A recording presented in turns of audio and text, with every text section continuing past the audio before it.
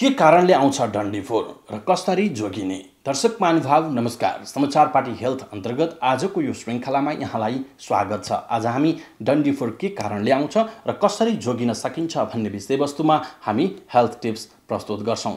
अझ खास गरी धेरैजसो युवा वर्गका साथीहरूलाई युवा अवस्थाका व्यक्तिहरूमा बढी डन्डीफोरहरू आउने गर्छ र यसको तनावले गर्दा मेरो डन्डीफोर आयो के गर्ने भन्ने हैन, अनि नजान्दाखेरि निचर्ने विभिन्न कारणहरूले गर्दाखेरि यो समस्या अझ बढी गइरहेको हामी देख्न सक्छौं। छालामा हुने एक विशेष प्रकारको तैलीय ग्रन्थीका कारण अनुहारमा चाहिँ डन्डीफोर आउँछ।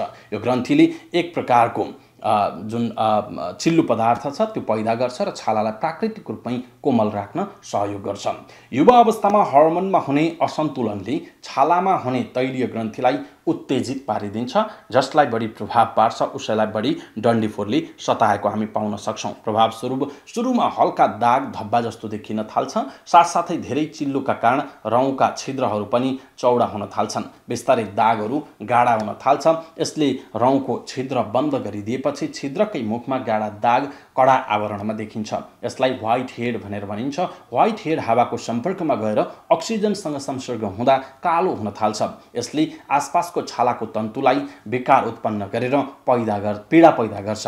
यही भागमा बिस्तारै डन्डीफोर बन्छ। त्यसोभए डन्डीफोर आउने कारणहरू के हुन् त?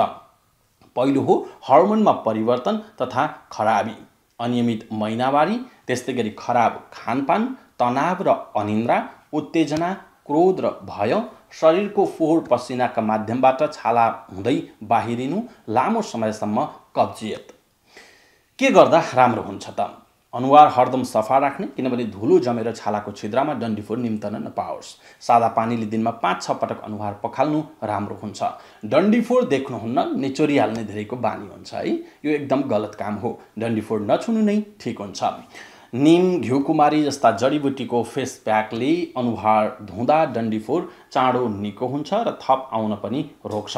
राति सुत्नु अघि गुलाब जल र चन्दनको पेस्ट बनाएर अनुहारमा लगाउने र केही बेरमा चिसो पानीले पखाल्नाले पनि डन्डीफोरमा राहत मिल्छ।